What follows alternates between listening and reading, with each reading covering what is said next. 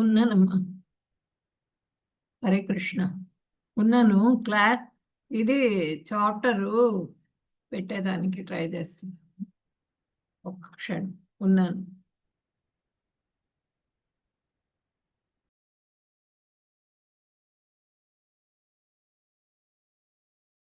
కొంచెం హరే కృష్ణ మంత్రం ప్లే చేయండి.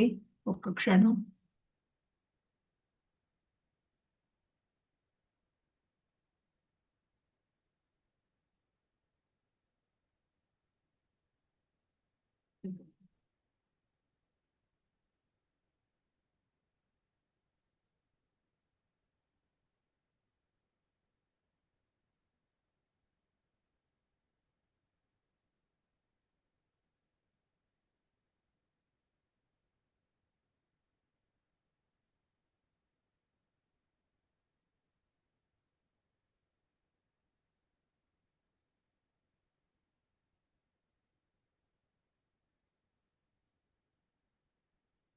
నేను తగ్గిస్తే గానీ నాకు ఇది రాదు.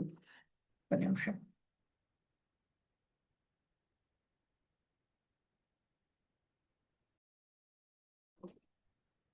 మాతాజీ జపం పెట్టాలా మాతాజీ? చెయ్యనా?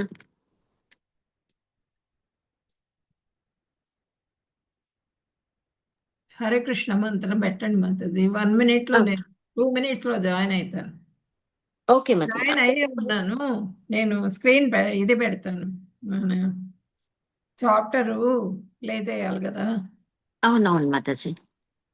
అంటే మళ్ళీ నేను స్క్రీన్ షేర్ చేయడం ఎందుకు, జపం చేయమంటారా అని అడుగుతాను. మీరు పెట్టండి, జపం పెట్టండి. ఓకే మాతాజీ.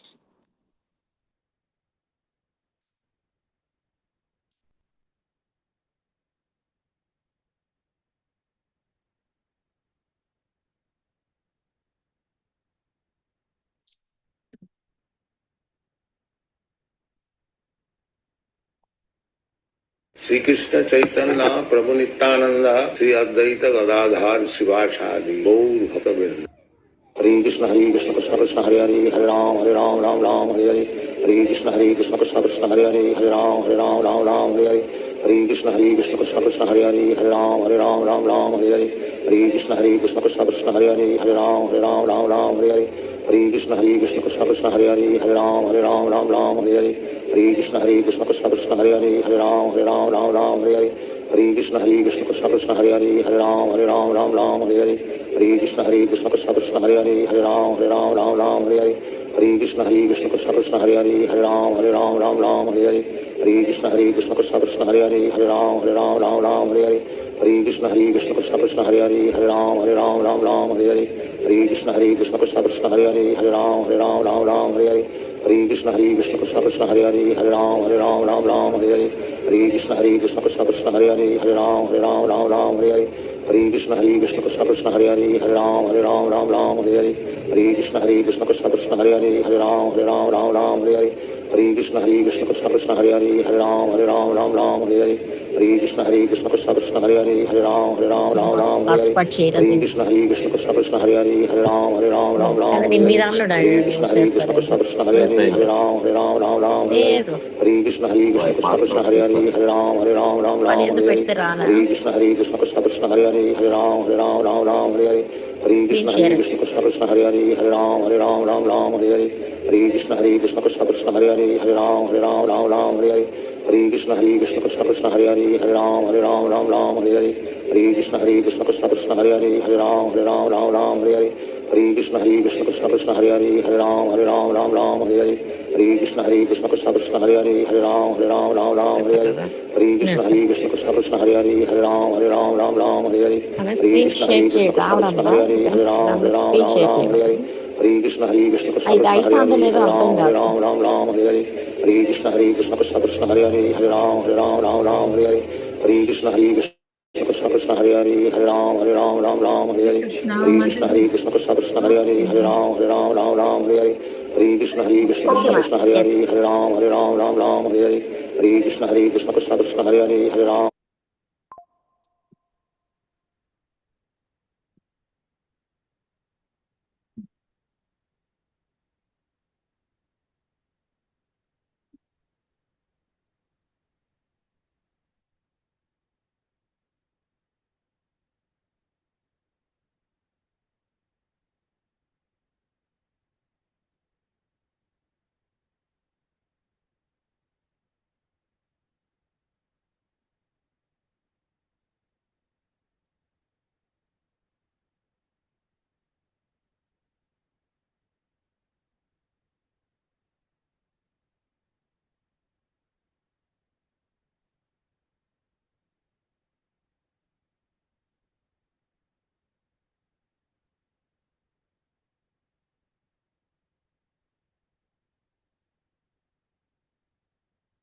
హరే కృష్ణ.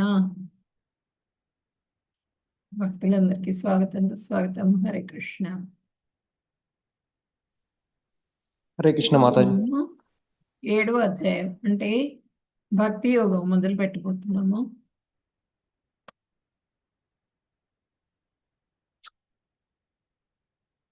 ఆరవ అధ్యాయం అంటే మనకి 6వ అధ్యాయంలోనే మొదలైపోయింది భక్తి యోగం, 6th చాప్టర్లోని. లాస్ట్లో చెప్పారు కదా భగవంతుడు ఏం చెప్పారు లాస్ట్లో?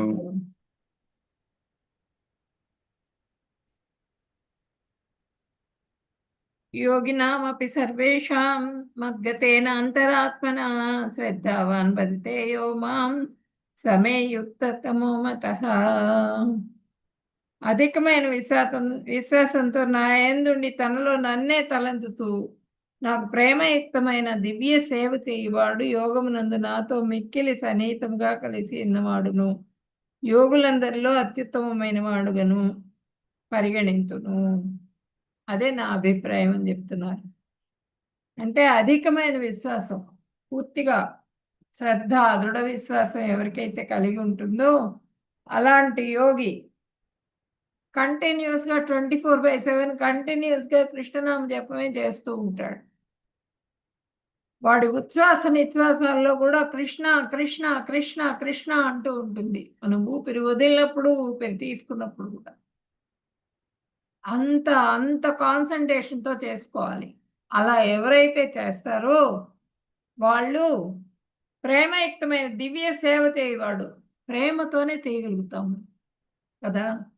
మనం ఏదన్నా మన పిల్లల్ని తీసుకోండి, మన పిల్లల్ని మనం ఏదైనా తింటుంటే అయ్యో వీడికి ఇది ఇష్టమే, ఈరోజు నేను చేశాను, ఇక్కడ లేడే అనుకుంటాం కదా.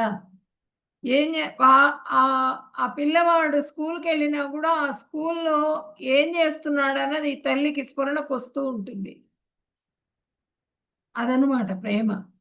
ఏ పని చేస్తున్నా సరే గుర్తు చేసుకుంటూ ఉంటుంది పిల్లవాడిని. అలా అంత ప్రేమ కంటిన్యూ, ఇంకా దేని మీద ఉండకూడదు. అవ్యభిచారేణ, అసలు ఆ వేరే విషయాల మీద ధ్యాస ఉండకూడదు. వ్యభిచారం చేయకూడదు మనం. ఆ అవ్యభిచారేణ అని చెప్పినాను. ఎందుకు చెప్పారు? మంచియో అవ్యభిచారేణ భక్తి యోగేన సేవతే. ఎప్పుడు ఆ భగవంతుడిదే ధ్యానంగా ఎవరైతే ఉంటారో అలాంటి యోగి నాతో మిక్కిలి సన్నిహితంగా కలిసి ఉన్నవాడుగా నేను పరిగణిస్తున్నాను. అలాంటి యోగులు అత్యుత్తమమైన యోగులు అని చెప్పినాను భగవంతుడు చెప్పారు 6వ అధ్యాయం ఆఖరిలో. 6వ అధ్యాయంలోనే మనకు భక్తి యోగం స్టార్ట్ అయిపోయింది. భగవంతుడు చెప్పేశారనమాట. ఆ భక్తి ఎవరైతే చేస్తారో, ఎవరైతే 24/7 నన్ను, నా నామాన్ని జపం చేస్తూ నాదే లోకంగా బతుకుతారో వాళ్ళు మాత్రమే అత్యున్నతమైన యోగి అని చెప్పినని చెప్పారు. ఇప్పుడు 7వ అధ్యాయం చెప్పుకుందాం. మనం ఫస్ట్ మంగళాచరణం చేసుకుని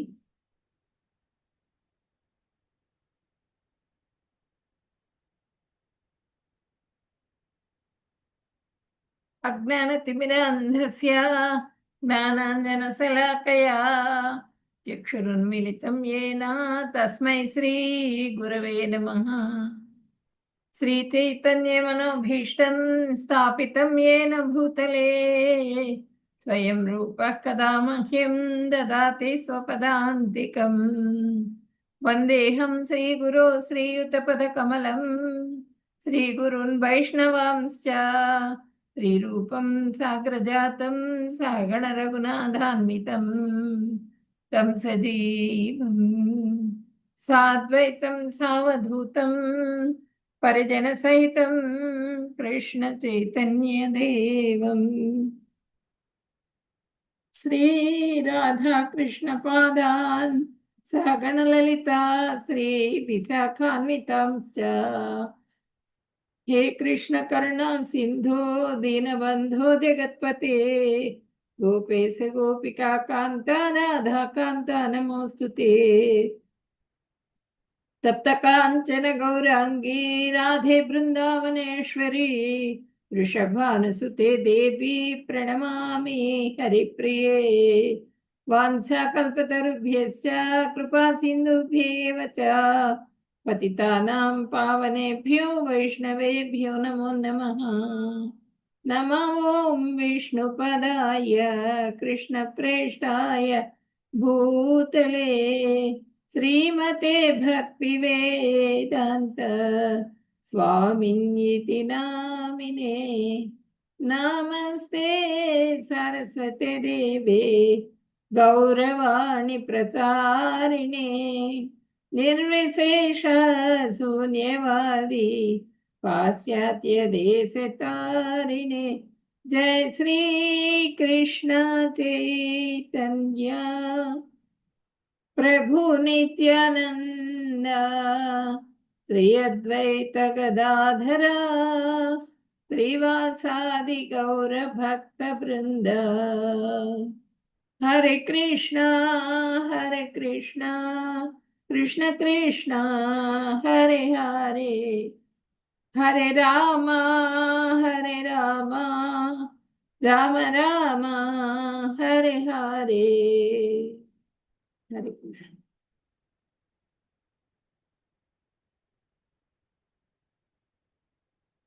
ओम श्री परमात्मने नमः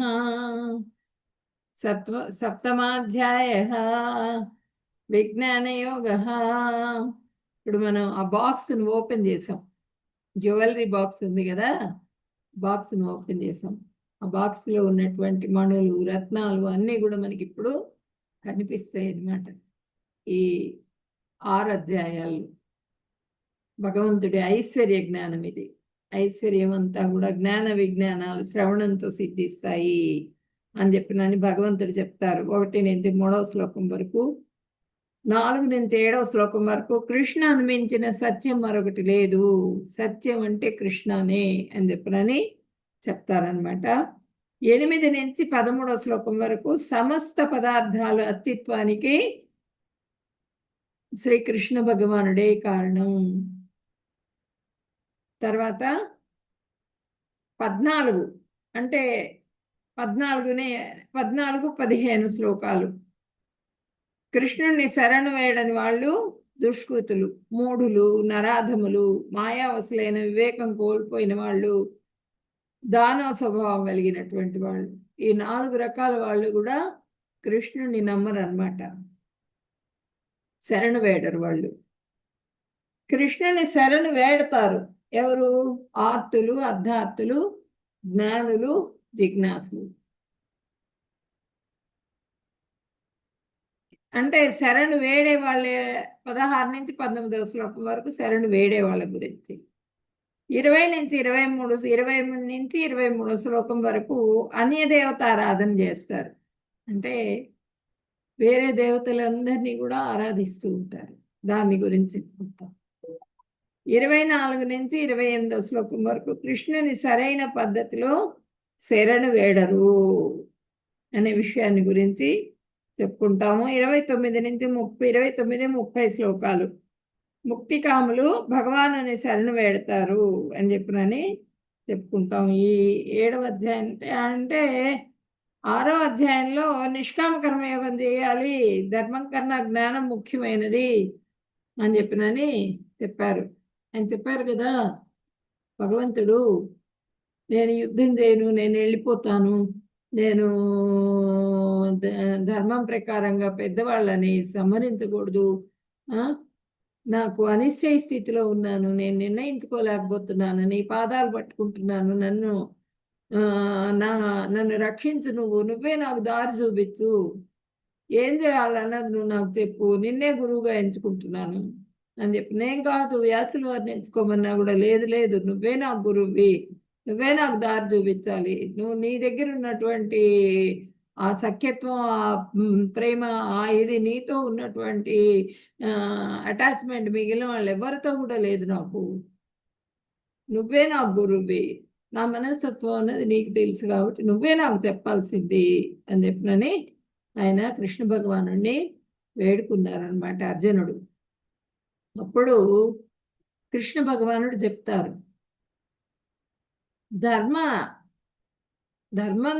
ధర్మం గురించి, ధర్మయోగం కన్నా కూడా నీకు అర్థం మంచిది కాబట్టి దాన్ని ఫాలో అవ్వు నువ్వు అని చెప్తారు. అర్థయోగం మంచిది, దాన్ని ఫాలో అవ్వు నువ్వు అంటే అర్థశాస్త్రం అంటే ఏంటంటే ధర్మశాస్త్రం పెద్దవాళ్ళని గౌరవించాలి, పెద్దవాళ్ళని చేయాలి, ఇదంతా చెప్తుంది ధర్మశాస్త్రం. దాన్ని ఫాలో అవుతున్నాడు అర్జునుడు. నువ్వు అది ఫాలో అవ్వద్దు, అర్థశాస్త్రం ఫాలో అవ్వు. అర్థశాస్త్రం అంటే రాజుల గురించి కౌటిల్యుడు రాసిన ఇదన్నమాట. రాజనీతి, రాజు ఏ విధంగా బిహేవ్ చేయాలి, రాజు యొక్క లక్షణాలు, రాజు యొక్క క్వాలిటీస్, మన ఇదన్నమాట. వాళ్ళు చేయాల్సిన పనులు, వాళ్ళు ఏ విధంగా బిహేవ్ చేయాలి, ఇవంతా ఉంటుంది దాంట్లో శాస్త్రం. అర్థశాస్త్రంలో రాజధర్మాలన్నీ ఉంటాయి. అది ఫాలో అవ్వు నువ్వు. అర్థశాస్త్రం ప్రకారంగా నువ్వు క్షత్రియుడివి కాబట్టి నువ్వు యుద్ధం చేయాల్సిందే, చెయ్యి అని చెప్పనని 6 అధ్యాయాల్లో కూడా చెప్తూ వచ్చారు. ఆత్మని గుర్తించు, నువ్వు పూర్తిగా సరెండర్ అయిపో. లాస్ట్కి చెప్పారు, లాస్ట్ శ్లోకాలు ఏం చెప్పారు, పూర్తిగా సరెండర్ అయిపో. ఎవరైతే సరెండర్ అయిపోతారో వాళ్ళే అత్యుత్తమమైన యోగులు అని చెప్పేశారు. ఇప్పుడు ఈ అధ్యాయంలో మనకి మొదటి శ్లోకం భగవంతుడు చెప్తున్నారు మళ్ళీ, మయ్యాసక్త మనః పార్థ యోగం యుంజన్మదాశ్రయః అసంశయం సమగ్రం మాం యథా జ్ఞాస్యసి తచ్ఛృణు. ఇక్కడ ఏం చెప్తున్నారు, తచ్ఛృణు. దీంట్లో ఈ శ్లోకంలో ఏంటంటే మనకి తచ్ఛృణు అనే పదము చాలా ముఖ్యమైన పదం అన్నమాట. ఈ శ్లోకంలో మొదటి శ్లోకం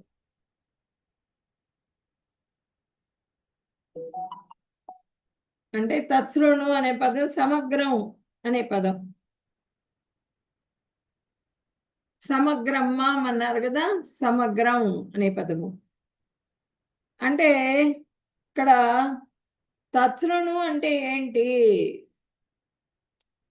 తెలుసుకోవాలి మనం. తచ్ఛృణు అంటే నా నుండి విను. తచ్ఛృణు తహ, నా నుండి, తృణు విను అంటే శ్రవణం గురించి చెప్తున్నారు అనమాట. ఈ అధ్యాయం శ్రవణం గురించి చెప్తుంది. 7th అధ్యాయం. నేను చెప్పింది విను నువ్వు. తచ్ఛృణు. సమగ్రం అనే పదం కూడా వాడారు ఇక్కడ. అంటే నా గురించి సమగ్రంగా తెలుసుకో. అది వినడం ద్వారా నా గురించి సమగ్రంగా తెలుసుకుంటావు, నువ్వు పూర్తిగా తెలుసుకోగలుగుతావు నేను చెప్పేది వినడం ద్వారా అని చెప్పినాను భగవంతుడు చెప్తున్నారు ఇక్కడ. అది మనకి ఈ జ్ఞానం ఏంటంటే అనుభవ జ్ఞానం. నిష్కామ కర్మయోగం చేయటం ద్వారా వచ్చిన ఫలితాన్ని ఆసక్తి లేకుండా దాని మీద ఆ ఫలితం వస్తుంది. నిష్కామ కర్మయోగం చేస్తే ఆ ఫలితం మీద ఆసక్తి ఉండకూడదు, కోరిక ఉండకూడదు. ఆ ఫలితం మీద ఆసక్తి లేకుండా త్యాగ బుద్ధితో భగవంతుడికి సమర్పించేసేయాలి. పూర్తిగా దాన్ని భగవంతుడికి అర్పించేసేయాలి. అర్పించేసిన తర్వాత లాభ నష్టాలు, జయాపజయాలు ఇవన్నీ కూడా మనం ఆలోచించకూడదు. వాటి మీద సమదృష్టిని కలిగి ఉండాలి. లాభం వచ్చిందా, నష్టం వచ్చిందా, దుఃఖం వచ్చిందా, జయం వచ్చిందా, అపజయం వస్తుందా, ఇది చేస్తే మనకి ఇవన్నీ ఆలోచించకూడదు. ఆలోచించకుండా భగవంతుడి మీద నమ్మకంతో, త్యాగబుద్ధితో ఆయనకి సమర్పించేసేయాలి. అప్పుడు ఏమవుతుందంటే ఈ లాభ నష్టాలు, మళ్ళీనేమో జయాపజయాలు సహించటం నేర్చుకోవాలి. మనకి దుఃఖం రాగానే సహనం ఉండదు మనకి. ఎక్కడ లేని కోపం వస్తుంది, చికాకు వస్తుంది, బాధ కలుగుతుంది. సహనం ముఖ్యం. సహించటం నేర్చుకోవాలి. ఏదొచ్చినా సరే సహనం వహించాలి. అప్పుడు ఏమవుతుందంటే ఆ కర్మల్ని బంధం నుంచి మనం బయటపడతాము. కర్మబంధం అనేది ఉండదన్నమాట మనకి. ఆత్మజ్ఞానం పొందిన వ్యక్తి అష్టాంగ యోగంలో కానీ జ్ఞాన యోగంలో కానీ ప్రవేశిస్తే బ్రహ్మ సాక్షాత్కారం పొందుతారు. సాక్షాత్కారం కలిగితే అంటే ఆత్మను గురించి తెలుసుకోగలిగిన వాళ్ళు అష్టాంగ యోగం చేసినా జ్ఞాన యోగం చేసినా బ్రహ్మ సాక్షాత్కారం కలుగుతుందిట. అర్జునుడికి కర్మలు వదిలి శుద్ధ భక్తి చేయమని చెప్పనని కృష్ణుడు చెప్పలేదు.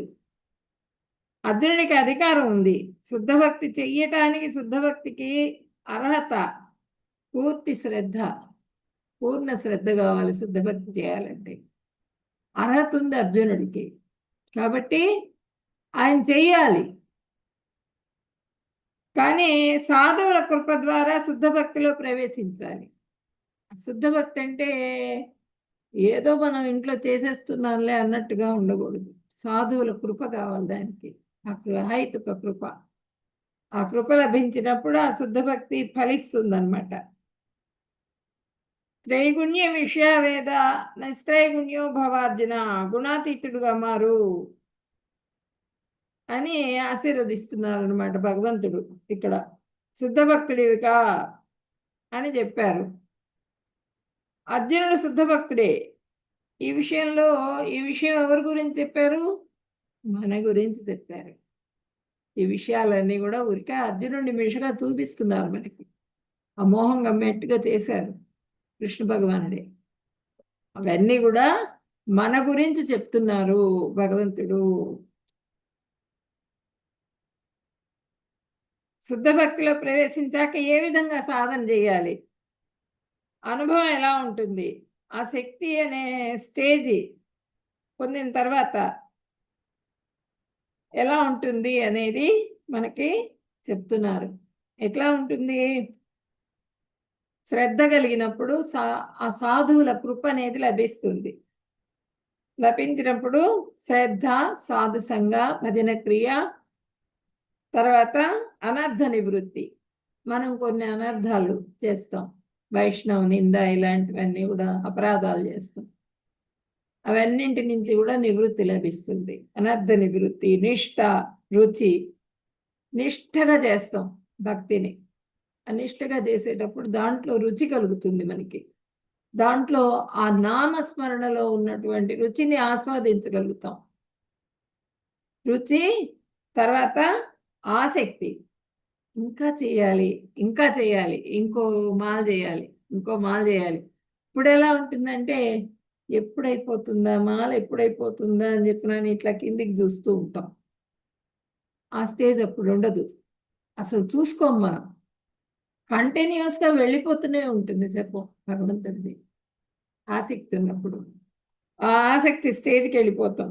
ఆసక్తి స్టేజ్కి వచ్చిన తర్వాత పూర్తిగా భగవంతుడిని పూర్తిగా నామస్మరణలో మునిగిపోతాం. ఆ భావం కలుగుతుంది మనకి. తర్వాత ప్రేమ స్టేజ్కి వెళ్ళిపోతాం. భావ, ప్రేమ. అవి ఆ ప్రేమ స్టేజ్కి వెళ్ళి వచ్చిన తర్వాత భగవత్ ప్రాప్తి కలుగుతుంది.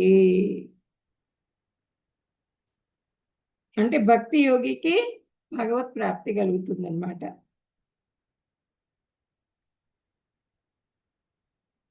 ఇప్పుడు ఎట్లా మనకి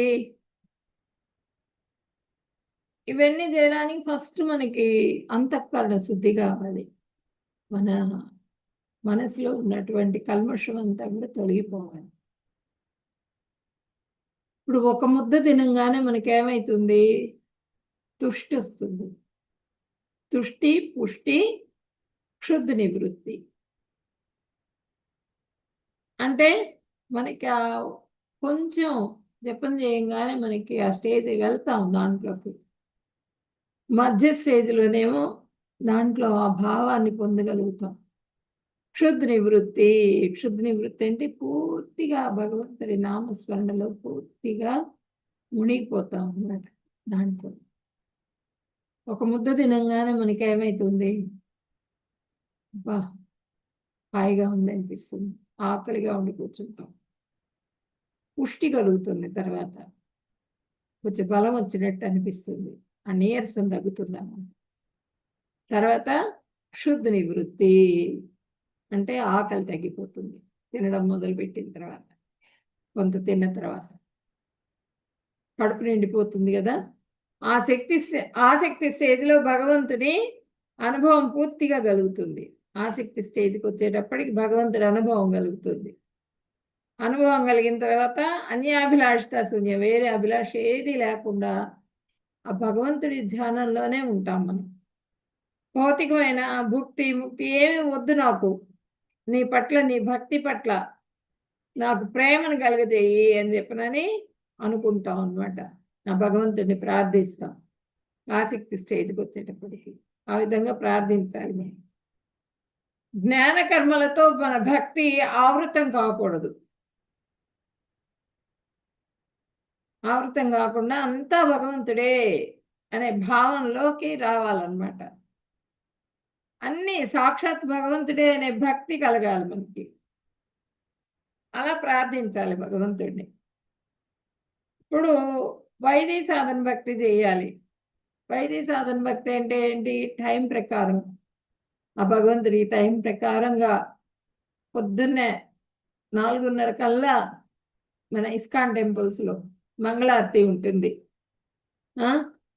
తర్వాత దర్శనార్తి ఉంటుంది, గురు పూజ ఉంటుంది, గురార్తి ఉంటుంది. తర్వాత మధ్యాహ్నం భోగార్తి ఉంటుంది. భోగార్తి అంటే ఈ పొద్దున్నే పండ్లు అవన్నీ నైవేద్యం పెడతారు. మళ్ళీ భోగార్తి అంటే మళ్ళీ చేసిన పదార్థాలన్నీ నైవేద్యం పెడతారు. తర్వాత మళ్ళీ సాయంత్రం ఉంటుంది, సంధ్యార్తి ఉంటుంది. తర్వాత రాత్రికి అయింది శయనార్తి. అట్లా టైమింగ్స్ ఉన్నాయి, అన్నింటికి కూడా టైమింగ్స్ ఉన్నాయి. ఆ టైం ప్రకారం కరెక్ట్గా 1 సెకండ్ కూడా అటు ఇటు కానివ్వరు, కరెక్ట్గా చేస్తూ వెళ్ళిపోతూ ఉంటారు. అది వైదిక సాధన. ఇప్పుడు ఏంటంటే మనకి పూర్తిగా నిష్ఠ వస్తుంది. మనకి టైం ప్రకారం ఐశ్వర్య జ్ఞానం చేయాలి. అదే చెప్తున్నారు ఇప్పుడు 7వ అధ్యాయంలో. రాగానుభక్తి ప్రేమతో సేవ, బృందావన వాసులు గోపికలు, యశోదమ్మాయి వీళ్ళందరూ కూడా రాగానుభక్తి చేశారు. రాగానుభక్తి అంటే ఏంటి?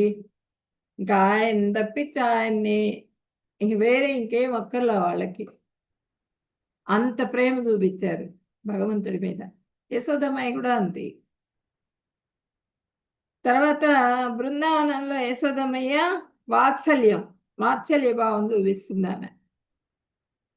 ఆ వాత్సల్యం ఏంటంటే మాధుర్యంతో కూడిన వాత్సల్యం చూపిస్తుందిట. కృష్ణుడు రాగానే రానాయన ఒళ్ళో కూర్చోబెట్టుకుంటుంది. కూర్చోబెట్టుకుని తను తింటున్న కంచంలోదే అన్నం ఏది తింటుంటే అది తీసి నోట్లో పెడుతుంది. అయ్యో ఇది ఎంగిలే, ఈ టైంకి పెట్టాలి, ఇవన్నీ ఏమి ఉండవు. ప్రేమ అంతే. ఆ ప్రేమతో ఆయనకి 8 సార్లు తినిపించేది ఆమె భోజనం. భగవంతుడికి భోగా సమర్పించేది ప్రతిరోజు కూడా. అట్లా ద్వారకలోనేమో దేవకి మాత, ఈమె ఏంటంటే వాత్సల్య భావం ఉంటుంది, కానీ ఐశ్వర్యంతో కూడిన వాత్సల్య భావం.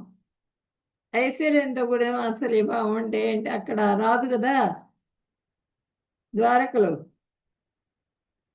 అక్కడ టైం ప్రకారం ఈ టైంకి ఇది చేయాలి. భోజనం చేస్తుంటే కాళ్ళు కడగటానికి నీళ్ళు ఇవ్వాలి, మళ్ళీ ఒక టవల్ ఇవ్వాలి, తర్వాత భోజనం వెండి కంచంలో భోజనం ఏర్పాటు చేయాలి. ఇవన్నీ ఉంటాయి, ఒక పద్ధతి ఉంటుంది. ఆ పద్ధతి ప్రకారంగా ఆమె చేస్తుందన్నమాట. ఐశ్వర్యంతో కూడిన వాత్సల్యాన్ని చూపిస్తుంది ఆమె.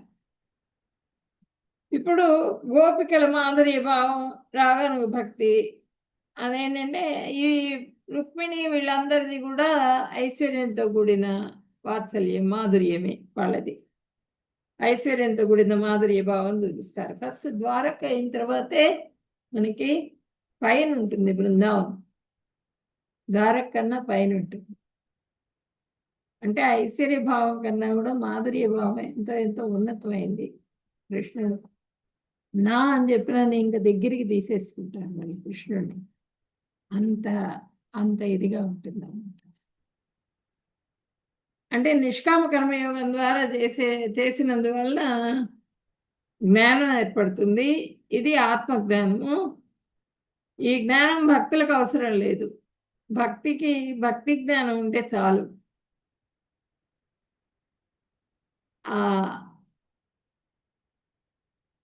ఆ సపోర్ట్ అనేది అవసరం లేదు. పూర్తిగా శుద్ధ భక్తులు అయిపోయిన తర్వాత ఇంకా భగవంతుడే అవన్నీ ఫస్ట్ స్టేజ్లో కావాలి. అంతేగాని శుద్ధ భక్తి స్టేజ్కి వెళ్ళిపోయిన తర్వాత ఇంకా ఏ అవసరం లేదు. ఆ భగవంతుడి నామస్మరణే కంటిన్యూస్గా భగవంతుడి నామస్మరణలో ఉండిపోతారు.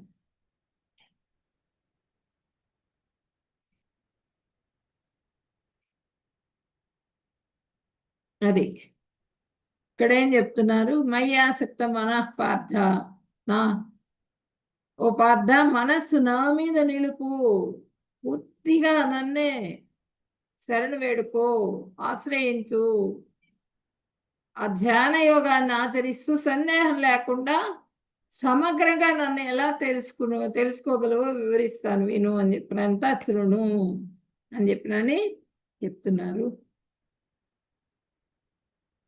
జ్ఞానం తేహం సవిజ్ఞానం ఇదం వక్ష్యామ్యశేషతః యజ్ఞాత్వా నేహం భూయః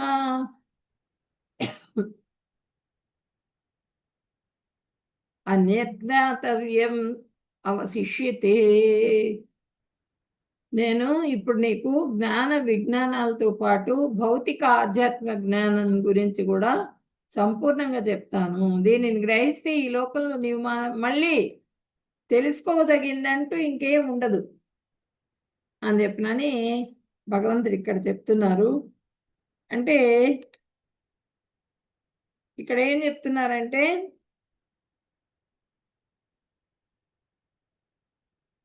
జ్ఞాన విజ్ఞానాలతో పాటు, అజ్ఞానం అంటే దాని గురించి తెలుసుకోవటం, విజ్ఞానం అంటే అనుభవపూర్వకంగా తెలుసుకోవటం.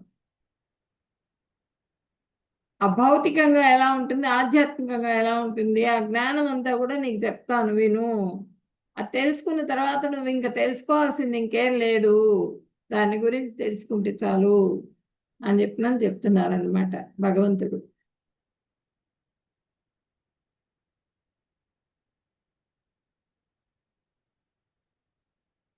మనుష్యానాం సహస్రేషు కశ్చిదేతతి సిద్ధయే ఇతామపి సిద్ధానాం కశ్చిన్మాం వేత్తి తత్వతః.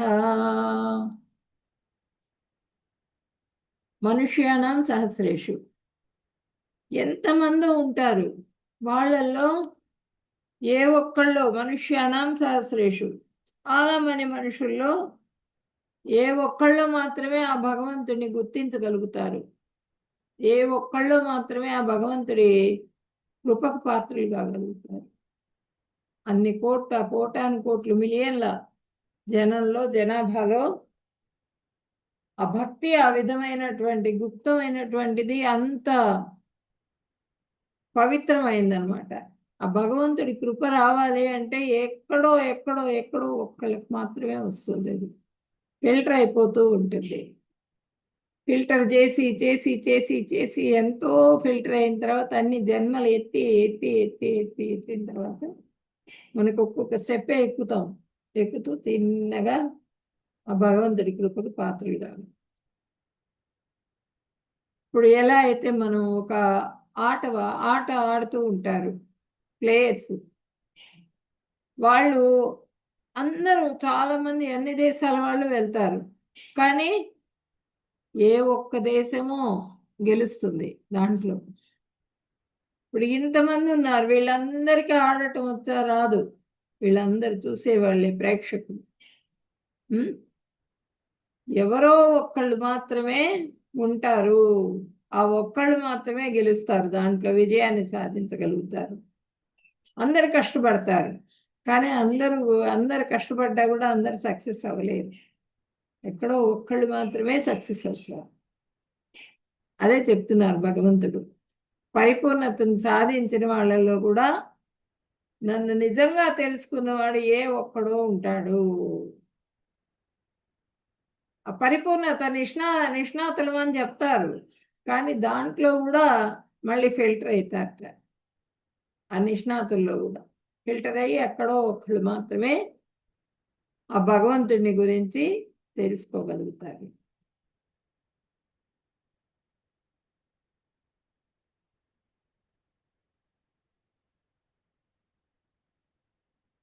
భూమిరాపోనలో వాయు ఖమ్మనో బుద్ధిరేవచ అహంకారైతీయం మే భిన్న ప్రకృతిరష్టదా. భూమి, నీరు, అగ్ని, గాలి, ఆకాశము, మనస్సు, బుద్ధి మరియు అహంకారము అను 8 విధాలుగా నా మాయాశక్తి విభజింపబడింది. ఆ భగవంతుడి శక్తికి రూపాలన్నమాట ఇవి. ఇప్పుడు ఇవేంటంటే అహంకారం, బుద్ధి, మనస్సు, ఈ మూడింటిని కూడా కలిపి జీవాత్మ ఏంటంటే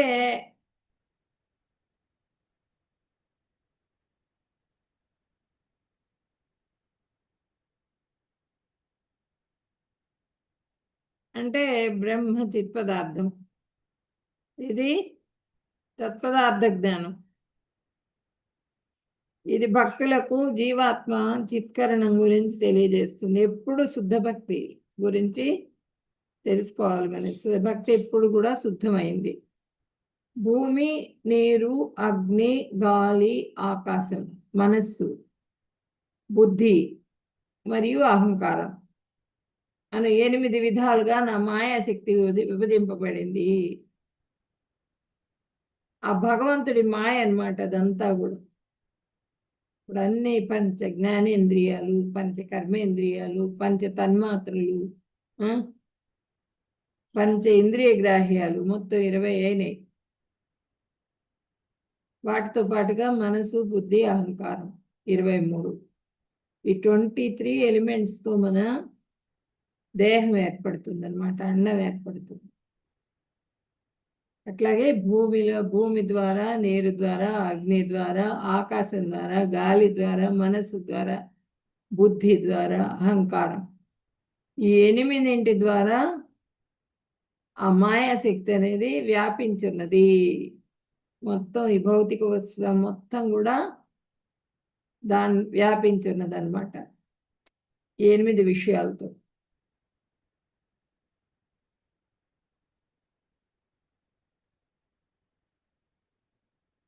అప్రయమితస్త్వన్యాం ప్రకృతిం విద్ధి మే పరాం జీవభూత మహాబాహో ఏదం ధారితే జగత్. అర్జున, ఇప్పుడు చెప్పిన అపరా ప్రకృతి జీవరూపమైన ఈ జగత్తునన్నింటినీ ధరిస్తున్న నా మరో ప్రకృతి. ఎంతకంటే మైలైనది ఇంకొకటి ఉన్నది తెలుసుకో. ఈ అపరా ప్రకృతి భూమి, జలము, వాయువు, అగ్ని ఇవన్నీ కూడా అపరా ప్రకృతి అని చెప్తున్నారు.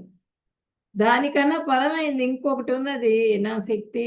దాని గురించి చెప్తాను విను అని చెప్తున్నారు భగవంతుడు. ఏతద్యోనిని భూతాని సర్వాణీత్యుపధారయ అహం కృష్ణస్య జగతః ప్రభో ప్రళయస్తదా. అది ఆ భగవంతుడి పరాప్రకృతి. పరాప్రకృతి, అపరాప్రకృతి 2 ప్రకృతులు అన్నమాట. ఈ భౌతిక జగత్తు మొత్తం కూడా ఆ భగవంతుడి అపరాప్రకృతి అయితే, పరాప్రకృతి అయితే మొత్తం కూడా ఈ భగవంతుడి ఆధ్యాత్మిక లోకాలు ఇవన్నీ కూడా అపరాప్రకృతి. ఇప్పుడు ముందు శ్లోకంలో మనకి పరాప్రకృతి గురించి చెప్పారు 4వ శ్లోకంలో. ఈ భూమిరాపో అనలో వాయు ఖమ్మనో బుద్ధి చేయవచ్చ అహంకార ఇతీయమే భిన్న ప్రకృతి రష్టద. ఈ మొత్తం ఈ భౌతిక జగత్తు మొత్తం కూడా భగవంతుడి పరాప్రకృతి.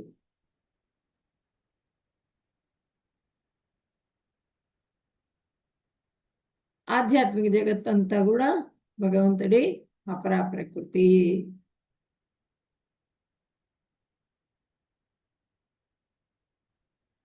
ఇక్కడ ఇది భౌతిక జగత్తు మొత్తం, ఈ జీవులు, ఈ సృష్టి, ఇదంతా కూడా ఇది భౌతిక ప్రకృతి. ఆధ్యాత్మిక ప్రకృతి అంటే ఏంటంటే ఆ విరజ అనేది మీకు మళ్ళీ ఇంకొక దేంట్లో చెప్తాను నేను. విరజ నది వెళ్తూ ఉంటుంది, దానిపైనంతా కూడా ఆధ్యాత్మిక లోకాలన్నీ ఉంటాయి, దాని కిందంతా కూడా భౌతిక లోకాలు ఉంటాయి. దాని గురించి చెప్పుకుందాం మనం. ఏతద్యోనేని భూతాని సర్వాణేత్యుపధారయ అహం కృష్ణస్య జగతః ప్రభవ ప్రళయస్తదా. ఈ రెండు ప్రకృతుల నుంచే సమస్త భూతాలు పుడుతున్నాయని గ్రహించు, అందువల్ల సర్వ జగత్తు ఆవిర్భవించడానికి, అంతం కావడానికి నేనే కారణం అని తెలుసుకును. అది ఈ రెండు ప్రకృతులు, పరా ప్రకృతి కానీ అపరా ప్రకృతి కానీ, ఆధ్యాత్మిక లోకాలు కానీ భౌతిక లోకాలు కానీ అన్నీ కూడా భగవంతుడి ద్వారానే ఏర్పడుతున్నాయి, భగవంతుడి నుంచే వస్తున్నాయి. సర్వ జగత్తు కూడా ఆవిర్భవించడానికి కారణం ఎవరంటే ఆ భగవంతుడే. అంతం కావడానికి కూడా కారణం ఎవరు అంటే భగవంతుడే. అవి స్థిరంగా వాటి కక్షలో అవి నిలబడి వాటిపైన అవి చేస్తూ ఉన్నాయంటే కూడా దానికి కారణం కూడా భగవంతుడే. అన్నింటికి కూడా కారణం భగవంతుడే. అంటే సృష్టి లయాలన్నింటికీ కూడా కారణం భగవంతుడు.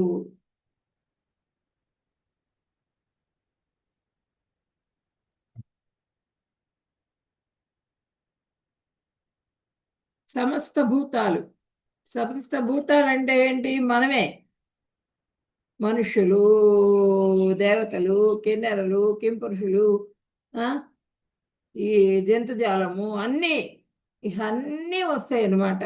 ఆ భగవంతుడు సృష్టించిన ప్రతిదీ కూడా వస్తుంది భూతాల కింద. భూతాలు, సర్వభూతాలు అన్నీ కూడా పుడుతున్నాయి ఈ ప్రకృతి నుంచి. ఆ ప్రకృతి మీద దృష్టి సారిస్తారు భగవంతుడు.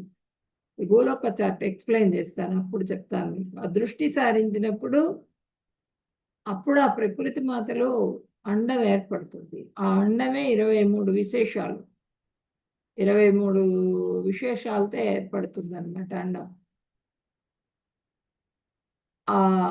అవన్నీ కలుపుకొని తర్వాత సృష్టి కార్యం అనేది జరుగుతుంది. స్టెప్ బై స్టెప్ చెప్తాను నేను మీకు. అలా ఈ ప్రకృతిలో నుంచే సమస్త భూతాలు పుడుతున్నాయని గ్రహించు, అందువల్ల సర్వ జగత్తు ఆవిర్భవించడానికి, అంతం కావడానికి నేనే కారణమని తెలుసుకో.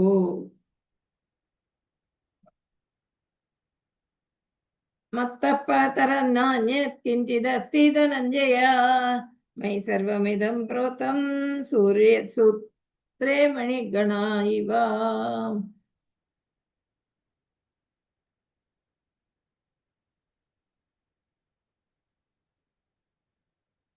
ఇప్పుడు ఇక్కడ 6వ శ్లోకంలో ఏంటంటే,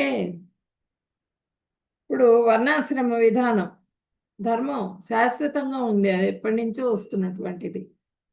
అది శాశ్వతం అయినప్పటికీ కూడా వర్ణాశ్రమం ద్వారా వచ్చిన, శరీరానికి వచ్చిన ధర్మాలు శాశ్వతం కాదు. అంటే శరీరం శాశ్వతం కాదు.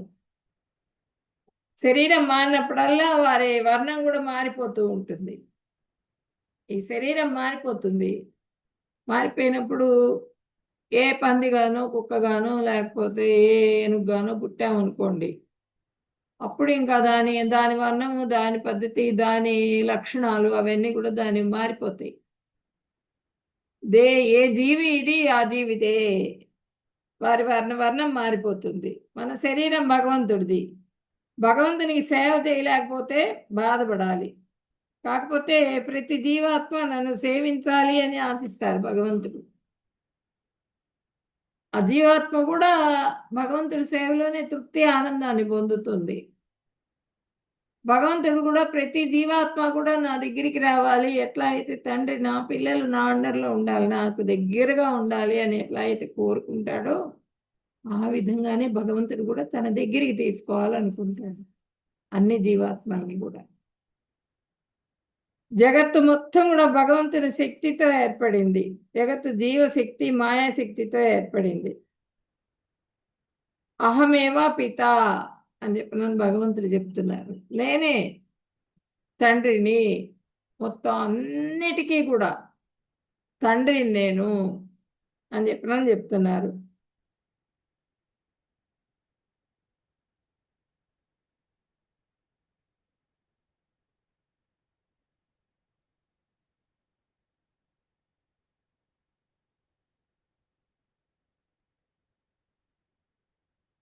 అంటే భృగువు, మరీచ్యాత్రి, పులస్యుడు, పులవుడు, తర్వాత క్రతువు, వశిష్ఠుడు, సప్తర్షులు, వీళ్ళందరూ కూడా బ్రహ్మ మానస పుత్రులు, బ్రహ్మ యొక్క మనస్సు నుండి పుట్టినటువంటి వాళ్ళు.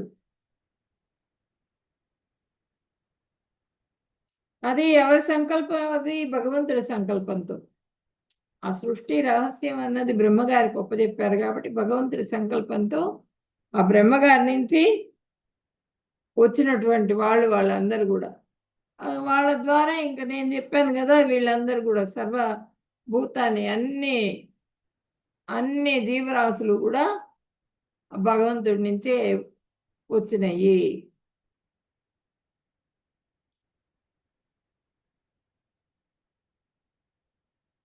మత్తపరతరం నాణ్యత్ కించిదస్తి ధనంజయ మయి సర్వమిదం ప్రోతం సూత్రే మణిగణా ఇవ. ఓ ధనంజయ, నాకంటే శ్రేష్టమైన సత్యం ఇంకొకటి లేదు. ముత్యాలను హారంగా దారం కలిపి నింపినట్లు ఈ సమస్త జగత్తు నా పైననే ఆధారపడి, సమస్త జగత్తంతా కూడా భగవంతుడి మీదే ఆధారపడి ఉందన్నమాట. అదే చెప్తున్నారు భగవంతుడు. జగత్తు మొత్తం నా మీదే ఆధారపడి ఉంది.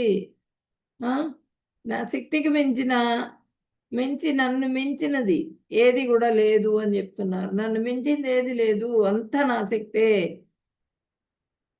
నన్ను మించిన సత్యం ఇంకోటి లేదు.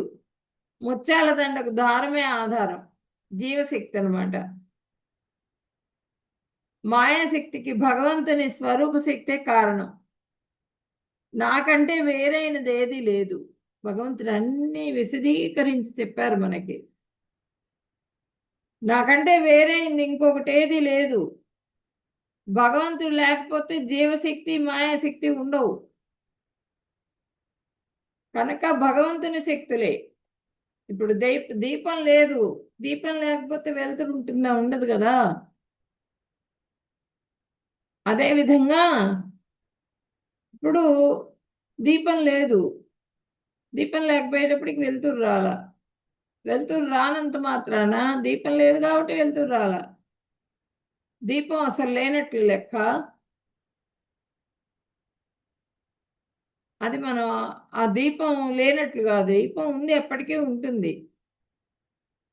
ఆ వెలుగు దీపం కాదు, జీవుడు భగవంతుడు కాదు. పూర్తిగా భగవంతుడు జీవాత్మ వేరు కాదు, ఒకటే. భగవంతుడు కానీ జీవాత్మ కానీ ఇద్దరు ఒకటే. అచింత భేదతత్వం. కానీ భగవంతుడు ఎలా రావాలంటే, ఎప్పుడు రావాలంటే, ఏ రూపంలో రావాలంటే ఆయన వచ్చేస్తూ ఉంటారు. ఆ గుణాల ప్రభావం ఆయన మీద ఉండదు. ఆయన స్వరూప శక్తి ఉంటుంది. ఆయన స్వరూప శక్తితో మొత్తం అన్ని పనులు చేసుకుంటూ ఉంటారు. కానీ జీవాత్మ ఏంటంటే శాశ్వతమైనప్పటికీ అది దేహంలోకి వెళ్తుంది, ఆ దేహాన్ని తీసుకుంటుంది. తీసుకున్నప్పుడు ఆ దేహ ధర్మాలు, గుణాలు, 3 గుణాల ప్రభావం కూడా చూపిస్తూ ఉంటుంది. అంతర్యామి రూపంలో భగవంతుడు, మొత్తం జగత్తు భగవంతుడు అధీనంలో ఉంది. అంతర్యామి ఎవరు అంటే భగవంతుడే. జగత్తు మొత్తానికి అంతర్యామి ఎవరు అంటే భగవంతుడే.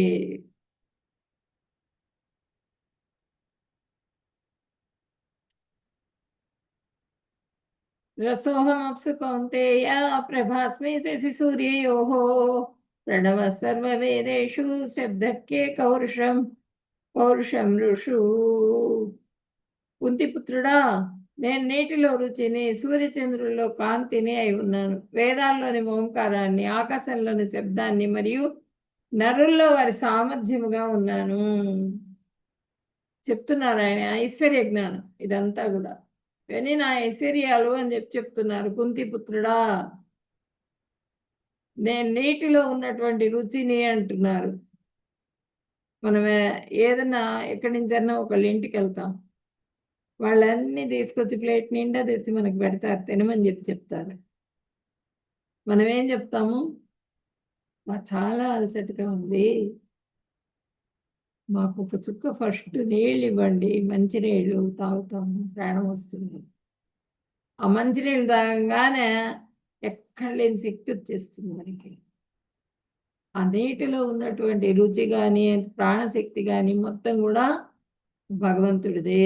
సూర్యచంద్రుల్లోని కాంతి భగవంతుడిదే.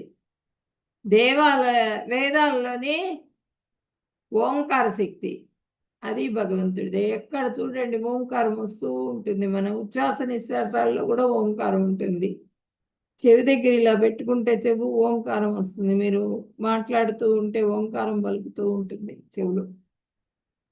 అదే మీరు ఏ సముద్రం దగ్గరికి వెళ్ళండి, ఓంకారం ఈ మొత్తం గాలిలో మొత్తం కూడా ఓంకారంతో నిండిపోయి ఉంటుంది అనమాట. ఆకాశంలో శబ్దం, ఇవన్నీ కూడా నేనే అని చెప్పినని. నరుల్లోని సామర్థ్యం, మనలో ఉన్నటువంటి ఆ శక్తి అదెవరిది? భగవంతుడిదే.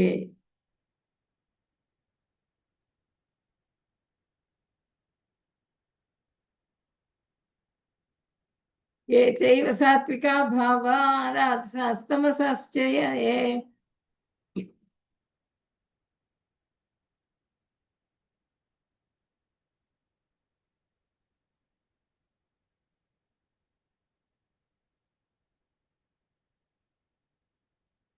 ఏ చైవ సాత్వికా భావా రాజసాస్తమసాశ్చయే మత్త ఏవైతి తాన్ విద్ధి నత్వాహం తేషు తే మయి. జీవుల యొక్క సత్వగుణము, రజోగుణము, తమో గుణములకు చెందిన భావాలన్నీ నా శక్తి వల్లనే కలిగాయని తెలుసుకును. వాటిలో నేను లేను, నాలో ఉన్నాయి. నేను ఏర్పాటు నా నుంచి వచ్చినటువంటివి ఆ గుణాలు, రజగుణం, సప్తగుణం, సత్వగుణము, రజోగుణము, తమో గుణం, ఈ మూడు కూడా నేను ఏర్పాటు చేసినటువంటివి జీవుల్లో. నాలో అవి ఉన్నాయి కానీ నేను ఏర్పాటు చేశాను వాటిని, కానీ వాటికి బద్ధుణ్ణి కాదు నేను. గుణాల ప్రభావం నా మీద ఏం చూపించదు. నా స్వరూప శక్తి ద్వారా నేనున్నాను, నేను వాటిని ఏర్పాటు చేశాను అని చెప్పినని భగవంతుడు చెప్తున్నారు ఇక్కడ. త్రిభిర్గుణమయైర్భావైః సర్వమిదం జగత్ మోహితం నా విజానాతి మామేభ్యః పరమవ్యయం. సత్వగుణము, రజోగుణము, తమో గుణము అనే మూడు గుణాల ద్వారా మోహితులైన మొత్తం ప్రపంచం ఆ గుణాలకు అతీతుడును, నశింపులేని వాడును అయిన నన్ను తెలుసుకోలేకుండా ఉన్నది. గుణాతీతుడు భగవంతుడు. మూడు గుణాలు కూడా ఆయనకి అతీతం అన్నమాట. గుణాతీతుడు అనే విషయాన్ని ప్రపంచం మొత్తం కూడా తెలుసుకోలేకపోతున్నది. ఎందుకు తెలుసుకోలేకపోతున్నది? వాళ్ళు గుణాల ప్రభావంతో ఉన్నారు కాబట్టి. సత్వగుణం, రజోగుణం, తమో గుణంలో వాళ్ళు ఉన్నారు జీవులందరూ కూడా. అందువల్ల నన్ను గుర్తించలేకపోతున్నారు అని చెప్పినని భగవంతుడు ఇక్కడ చెప్తున్నారు. దైవీశేష గుణమయీ మమ మాయా దురచ్చేయ మామేవ ఏ ప్రపద్యంతే మాయామేతాం తరంతి తే. ప్రకృతి త్రిగుణ రూపమైన ఈ నా దైవీ మాయను దాటడం సామాన్యులకు సాధ్యపడదు. అయితే నన్నే ఆశ్రయించిన వాళ్ళు దానిని సులభంగా దాటగలుగుతారు. మాయాదేవి భగవంతుడు ఎదురుగుండా ఉంటుందిట. ఆ ఎదురుగుండా ఉన్న భక్తుల్ని ఏం చేయలేదా? ఎదురు పడదనమాట భగవంతుడికి, ఎప్పుడు వెనకాలకి దాక్కుంటుంది. ఎవరైతే ఆ భగవంతుడి పాదాలు ఎత్తి వదిలేసేసి వెనక్కి వెళ్ళారో వాళ్ళని పట్టుకుంటుంది మాయాదేవి. అది సామాన్యులకు సాధ్యపడదు. ఆ మాయను దాటటము శుద్ధ భక్తులు మాత్రమే సాధ్యపడుతుంది. అయితే నన్నే ఆశ్రయించిన వాళ్ళు దానిని సులభంగా దాటగలుగుతారు. పూర్తిగా ఎవరైతే సరెండర్ అయిపోతారో వాళ్ళు దాటగలుగుతారు. లేకపోతే ఇలా సముద్రంలో ఈదుతూ ఉంటారు. భగవంతుడిని రమ్మని కోరరు. భగవంతుడి ఆశ్రయం కోరరు అనమాట. భగవంతుడు కావాలనుకోరు వాళ్ళు. కావాలనుకోనప్పుడు ఏముంది, సముద్రంలో మునిగిపోతారు, మళ్ళీ జన్మ తీసుకుంటారు, మళ్ళీ మునిగిపోతారు, మళ్ళీ జన్మ తీసుకుంటారు. ఎవరైతే పూర్తిగా సరెండర్ అయిపోయి చేతులెత్తి ఆ భగవంతుడిని ప్రార్థన చేస్తారో ఆ భగవంతుడు ఆ గరుత్మంతుడి మీద వచ్చి భుజస్కంధాల మీద వస్తారు. వచ్చి ఆ భక్తుడిని తీసుకుని ఆ గరుత్మంతుడి మీద ఎక్కించుకుని తీసుకొని వెళ్ళిపోతారనమాట డైరెక్ట్గా.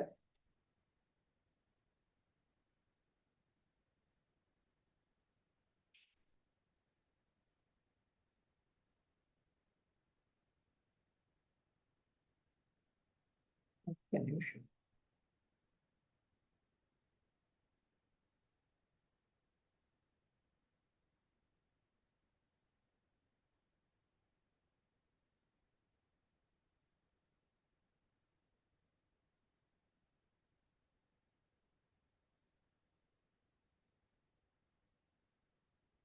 ఇప్పుడు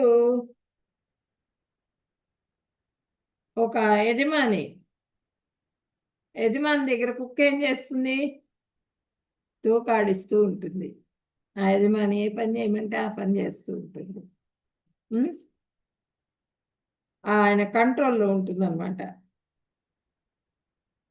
అప్పుడు ఆ కుక్కని ఎవరేం చేయలేదు, ఆ యజమాని కంట్రోల్లో ఉన్నప్పుడు. అదే వీధి కుక్కలు అనుకోండి, పట్టుకొని వెళ్ళిపోతూ ఉంటారు. అలాగే భగవంతుడి కంట్రోల్లో, భగవంతుడి అధీనంలో శరణు వేడుకుని భగవంతుడి పాదాలు ఎవరైతే పట్టుకుంటారో వాళ్ళు భగవంతుడి చేత రక్షింపబడతారు.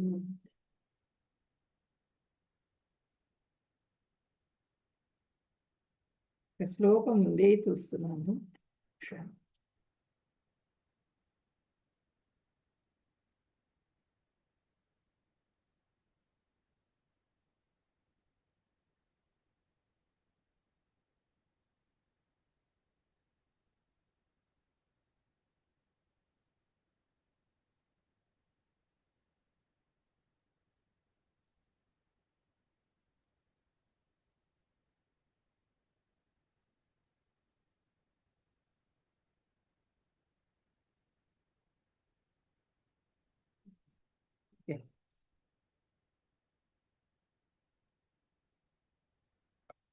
నమాం దుష్కృతినో మూఢాః ప్రపద్యంతే నరాధమాః మాయయాపహృతజ్ఞానా ఆసురం భావమాశ్రితా. వీళ్ళు పాపాత్ములు అన్నమాట. వీళ్ళు ఏంటంటే నలుగురు దుష్కృతులు. వీళ్ళు నమామి దుష్కృతినో మూఢాః, వీళ్ళు మూఢులు.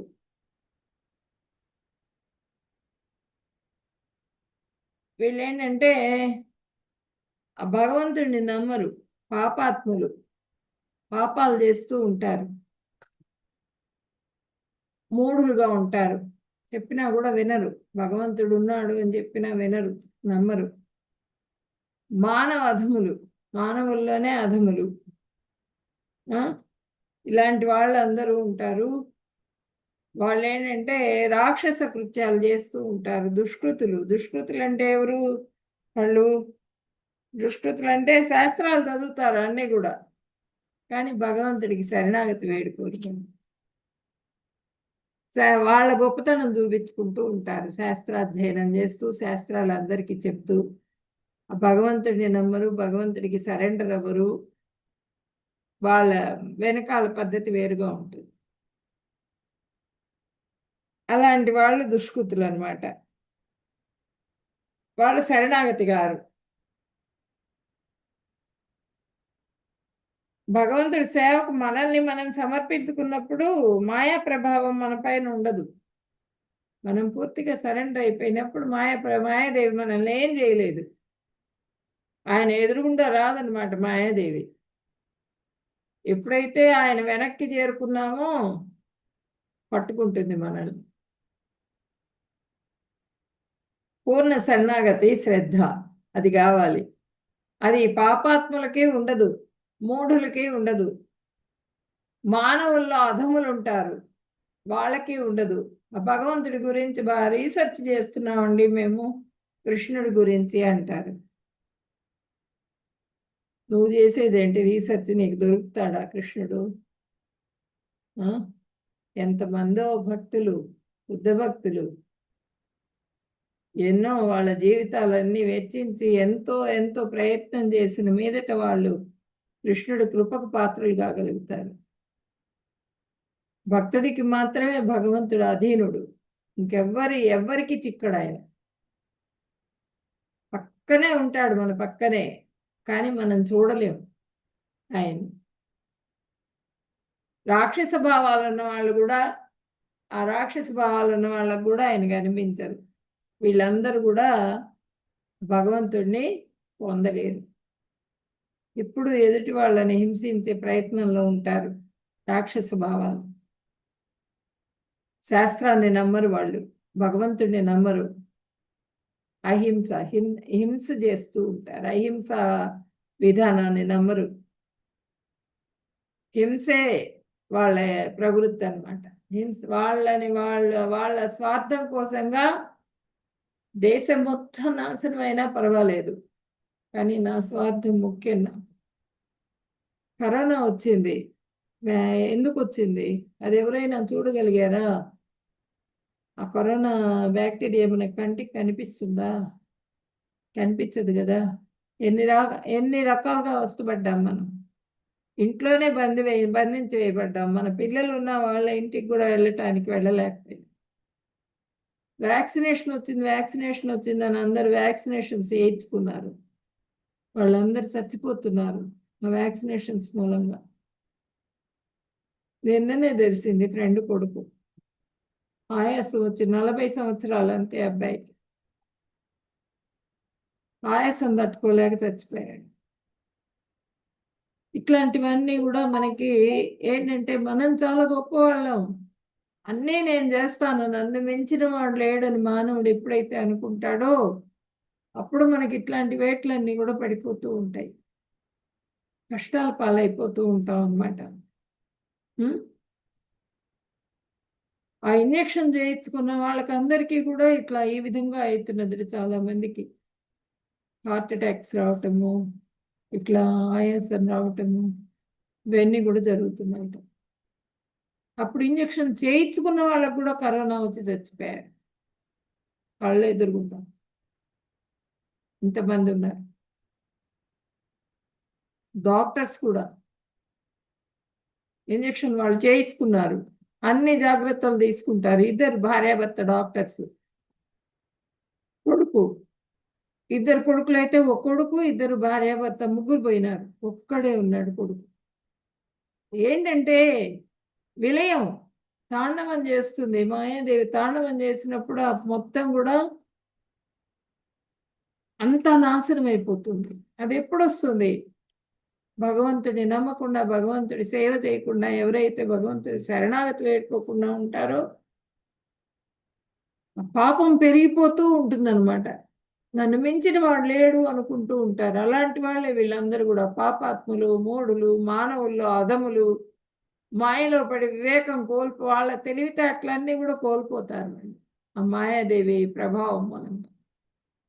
అలాంటి వాళ్ళందరూ కూడా నన్ను నమ్మరు అని చెప్పినని భగవంతుడు చెప్తున్నారు. ఇప్పుడు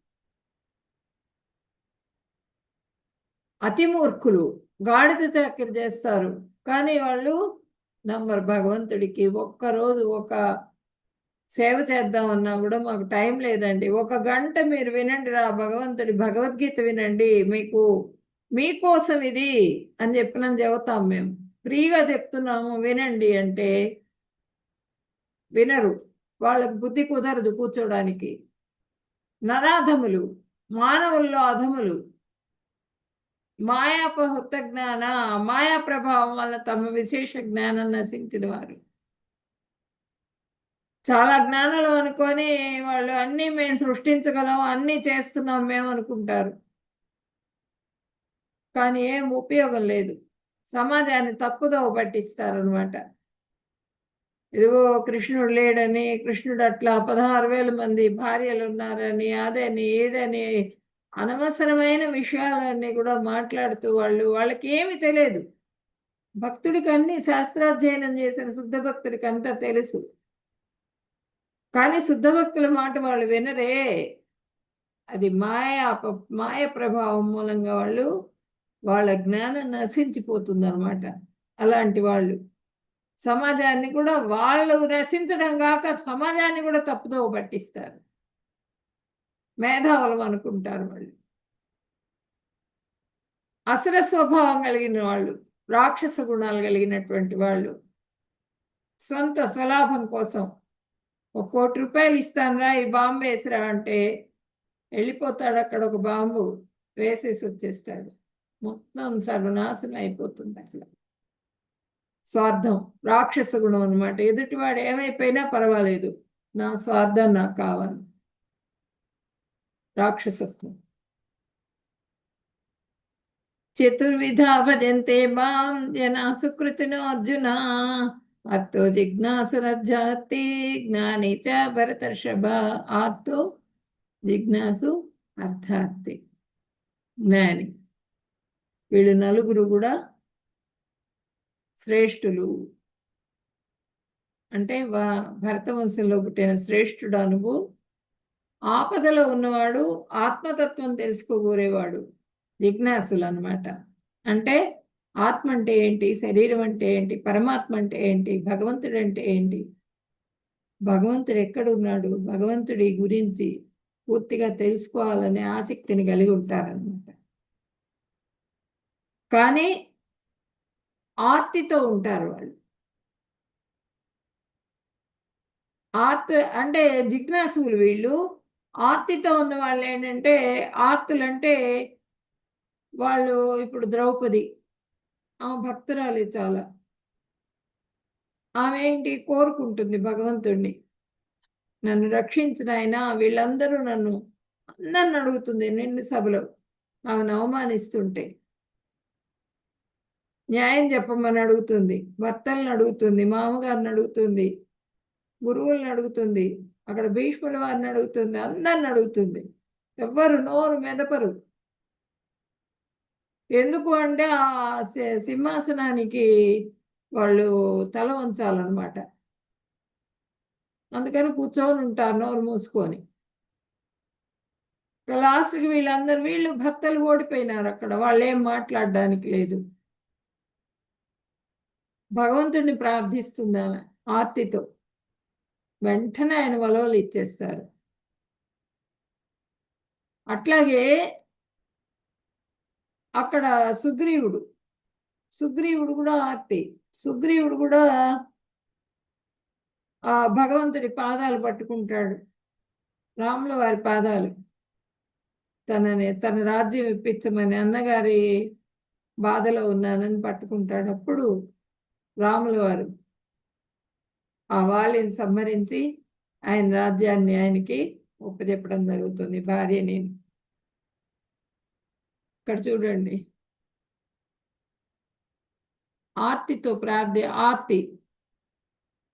ఆర్తితో ప్రార్థిస్తున్నదనమాట గజేంద్రుడు. గజేంద్రుడు ఏంటంటే చాలా మొసలి బాధిస్తుంటుంది. ఆ నీళ్ళల్లోకి దిగి, నా అంతవాడు లేడనుకో నీళ్ళల్లో దిగుతాడు. మనం కూడా అట్లాగే అనుకుంటాం, నా అంతవాడు లేడనుకుంటాం. నిమిషాల మీద ఆయాసం వస్తుంది, హార్ట్ పనిచేయదు. ఆ క్షణంలో కనురెప్పలో ఇప్పుడు మాట్లాడుతున్న వాళ్ళని నెక్స్ట్ క్షణానికి ఊపిరి ఉండదు. ఏదైనా పట్టుకొని పీడిస్తున్నది, దాన్ని వదిలించుకోలేము మనం. ఇప్పుడు ఇక్కడ కూడా అంతే. భౌతిక లోకంలో మనం పీడకు గురైపోయి దాన్ని పట్టుకొని పీడిస్తున్నాయి మనల్ని ఆ మొసళ్ళు. కానీ దాని నుంచి తప్పించుకోవడానికి ప్రయత్నం దాన్ని ఏ విధంగా తప్పించుకుందాం, ఎట్లా తప్పించుకుందాం, ఎట్లా తప్పించుకుందాం అన్ని ప్రయత్నాలు చేస్తున్నాం కానీ భగవంతుడిని శరణు వేడుకోవట్లా మనం. భగవంతుడి కృప ఎలా లభిస్తుంది అనేది ప్రయత్నం చేయట్లా. ఆ పరిస్థితి వచ్చినప్పటికి కూడా భగవంతుడు గుర్తు రావట్లేదు అనమాట. కానీ ఆర్తికి గుర్తొస్తాడు భగవంతుడు. ఆర్తితో ప్రార్థిస్తున్నాడు గజేంద్రుడు. గజేంద్రుడికి మోక్షాన్ని ఇచ్చాడు భగవంతుడు వచ్చి. అర్థార్థి. అర్థార్థి అంటే ఫలితాన్ని ఆశించిన వాడు. ఆ ఫలితం కావాలి నాకు అని చెప్పి నన్ను ప్రార్థించేవాళ్ళు అనమాట అర్థార్థులు. జ్ఞాని. జ్ఞాని అంటే ఎవరంటే వ్యాసులు వారు పిలుచుకొస్తారు కృష్ణ భగవానుణ్ణి. నేను లోపల నుంచి రానంటాడు కొడుకు వ్యాసుడు. సుకుడు. సుఖ మహర్షి తల్లి గర్భం నుంచి బయటికి రానంటాడు. నాకు ఈ భౌతిక కల్మషం అంతా సోకుతుంది, నాకు అక్కర్లేదు, నేను రానంటాడు ఆయన. నాయన ఇన్ని సంవత్సరాలు అయిపోయింది, కడుపులోనే కూర్చున్నావు, మొయ్యలేకుండా ఉంది, నీ తల్లి రమ్మన్నా ఆయన ఒప్పుకోడు రావటానికి. అప్పుడు కృష్ణ భగవానుడు వచ్చి ఆయన మాట ఇచ్చిన తర్వాత అప్పుడు ఆయన బయటకు వస్తారు సుఖ మహర్షి. జిజ్ఞాసు. జిజ్ఞాసు అంటే భగవంతుడి గురించి తెలుసుకుందాం అనేటువంటి ఆలోచనలో ఉన్నటువంటి వాళ్ళు. ఈ పరీక్షిత్ మహారాజు, మనం నిన్న చెప్పుకున్నాం కదా స్టోరీ, పరీక్షిత్ మహారాజు. అట్లాగే ధ్రువుడు. ఇక్కడ ధ్రువుడు ఏంటి? ఆర్తి, అర్ధార్థి, జ్ఞాని, జిజ్ఞాసు. అర్ధార్థి ధ్రువుడు. అర్ధార్థి అంటే మా తాతగారి కన్నా గొప్ప రాజును కావాలి నేను అని చెప్పినని కీర్తిని సంపాదించాలి అనే కోరికతో వస్తాడు ఆయన అర్ధార్థి. ఆ కోరికతో వచ్చాడు కాబట్టి ఫస్ట్ ఆ కోరిక తీర్చుకున్నా నీకు ధ్రువలోకాన్ని సృష్టించిస్తానంటాడు భగవంతుడు. అది ఆర్తి, అర్ధార్థి, జ్ఞాని, జిజ్ఞాసు. వీళ్ళు జిజ్ఞాసులు. ఇక్కడ నైమిసారణ్యంలో మునులు, ఋషులు వీళ్ళు జిజ్ఞాసులు అనమాట. భగవంతుడి గురించి జపం చేస్తూ తపస్సు చేస్తూ ఆయన నామాలు కీర్తిస్తూ ఆయన గురించి వింటూ లీలలు వింటూ దాంట్లోనే మునిగిపోయి ఉంటారు జిజ్ఞాసులు. ఆనందాన్ని పొందుతూ ఉంటారు.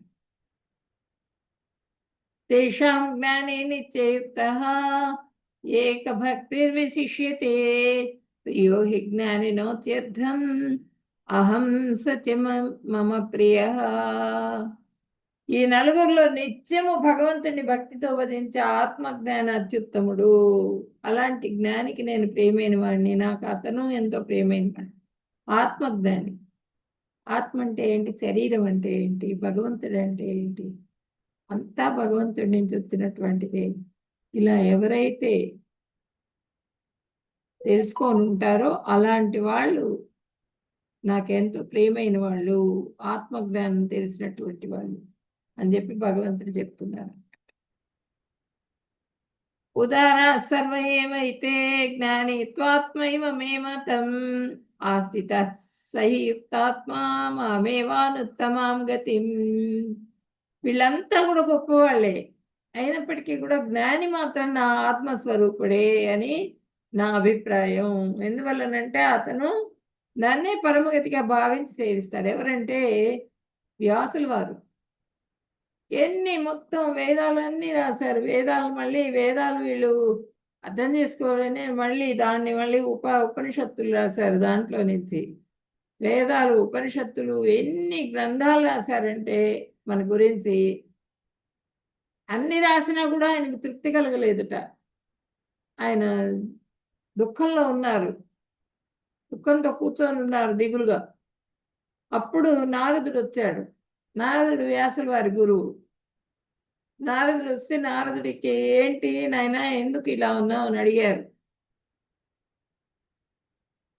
నాకెందుకో బాధగా ఉంది, నా బాధ ఎందుకు అన్నది నాకు అర్థం కావట్లా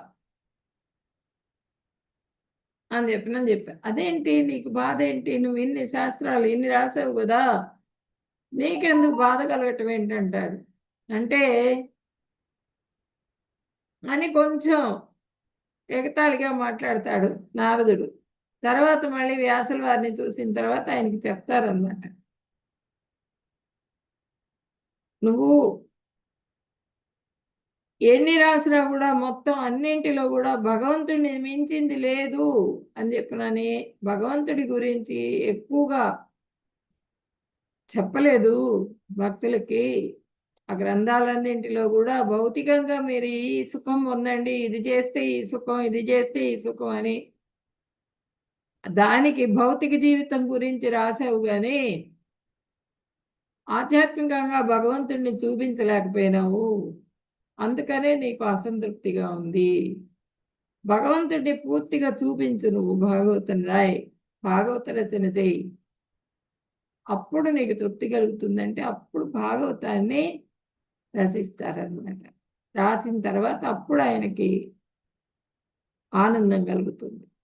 అంటే జ్ఞానులకు ఎప్పుడు కూడా ఆ భగవంతుడి భక్తిలోనే ఆనందం ఉంటుంది. భగవంతుడి లీలలు అన్ని. బహూనాం జన్మనామంతే జ్ఞానవాన్ ప్రపద్యతే వాసుదేవ సర్వమితి స మహాత్మా సుదుర్లభ. అనేక జన్మల్లో ఆచరించిన పుణ్యకర్మల ఫలితంగా జ్ఞాని చివరికి జగత్తు సర్వం వాసుదేవమయం అనే జ్ఞానంతో నన్ను ఆశ్రయిస్తాడు. ఈ లోకంలో అలాంటి మహానుభావులు అరుదు. ఆ భగవంతుడిని మించిన వాడు ఎవరు లేరు, అంతా భగవంతుడే అని చెప్పినాను పూర్తిగా సరెండర్ అయిపోతారట. వాసుదేవమయం మొత్తం కూడా. అట్లాంటి మహానుభావులు చాలా అరుదుగా ఉంటారు, ఎక్కడో ఒకళ్ళు ఉంటారు అని మనకి ఇక్కడ స్క్రీన్లో ప్రభుపాదుల వారిని చూపిస్తున్నారు.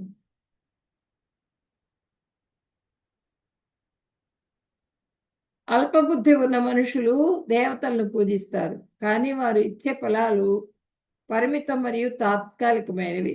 దేవతలను ఆరాధించేవారు దేవతల లోకాలకు వెళ్తారు, కానీ నా భక్తులు చివరికి నా అత్యున్నత లోకానికి చేరుకుంటారు. దేవతలను ఆరాధిస్తారు అందరూ కూడా. ఆ దేవతలను ఆరాధించే వాళ్ళు ఏంటి, ఫలితం ఆశించి ఆరాధిస్తూ ఉంటారు. అంతవత్తు ఫలం తేషాం తద్భవత్యల్పమేధసాం దేవాన్ దేవయజో యాంతి మద్భక్తా యాంతి మామపి. అట్లా వాళ్ళందరూ కూడా ఆ చిన్న ఫలితం రాగానే మళ్ళీ మొదటికి వచ్చేస్తారు. వాళ్ళు చేసిన పుణ్యం అంతా, వాళ్ళు చేసిన భక్తి మొత్తం అయిపోతుంది. చిన్న చిన్న ఫలితాల కోసం వాళ్ళు ఆ దేవతలందరినీ కూడా ఆశ్రయిస్తారు. ఆ దేవతలందరినీ కూడా ఏర్పాటు చేసిన వాడెవరు, భగవంతుడు. ఆ లోకాలన్నీ కూడా నా అండర్లో ఉన్నాయి అవన్నీ కూడా, కానీ ఆ విషయం తెలుసుకోవట్లే ఎవరు కూడా. ఎవరైతే ఆ విషయాన్ని తెలుసుకుని ఆ భగవంతుడికి సరెండర్ అవుతారో వాళ్ళు ఆ భగవంతుడి ధామానికి చేరుకోగలుగుతారు. అవ్యక్తం వ్యక్తిమాపన్నం మన్యంతే మామ బుద్ధయః పరం భావమజానంతో మామాప్యయం అనుత్తమం.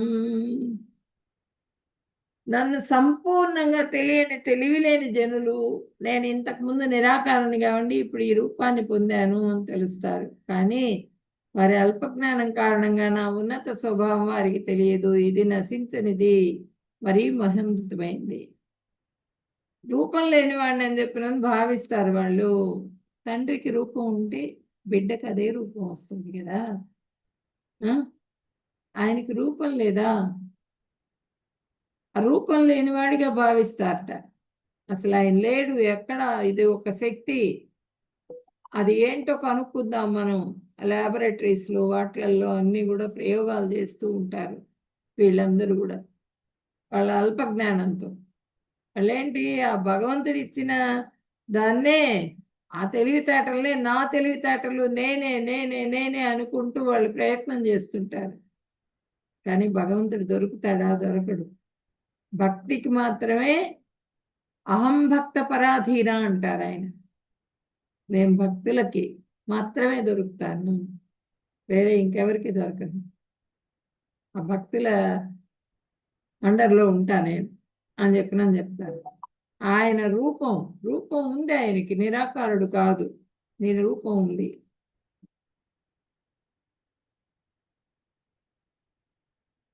వేదాహం సమతీతాని వర్తమానాని చార్జున భవిష్యాని చ భూతాని మాం తు వేదన కశ్చన. ఓ అర్జున, దేవాదేవునిగా భూత భవిష్యత్ వర్తమాన కాలాలకు సంబంధించిన జీవులందరూ నాకు తెలుసు, అయితే నేను ఏ ఒక్కడికి తెలియదు. భగవంతుడికి భూతకాలం తెలుసు, మనం పుట్టుక గురించి తెలుసు, మనం పూర్వజన్మ ఏంటో తెలుసు, మళ్ళీ నెక్స్ట్ ఏ జన్మ వస్తుంది మనకు అన్నది కూడా భగవంతుడికి తెలుసు. కానీ ఆ 3 కాలాల గురించి, జీవులందరి గురించి ఆయనకి తెలుసు. ఆ భగవంతుడు ఒక్కడే అనే విషయం ఎవరికి తెలియదు. ఆ భగవంతుడు, ఆయన కృష్ణ భగవానుడు, ఆయనే సర్వలోకాలకి మహేశ్వరుడు అనే విషయం అందరికీ తెలియదు అని చెప్తున్నాను. వేదాలు అన్నీ కూడా నొక్కి ఒక్కానిస్తున్నాయి భగవంతుడు కృష్ణ భగవానుడు అని. ఇక్కడ మొత్తం ఈ భగవద్గీతలో కూడా భగవాన్ వాచ భగవాన్ వాచ భగవాన్ వాచ అన్నారు, కానీ వేరే ఇంకేం చెప్పలా. ఆ భగవాన్ వాచ భగవంతుడు ఎవరు? కృష్ణ భగవానుడే. ఆ సుప్రీం కమాండ్, ఆ గోలోకధామం అన్నింటికన్నా కూడా పైన ఉంటుందట గోలోకధామం. అక్కడ ఉంటాడనమాట భగవంతుడు.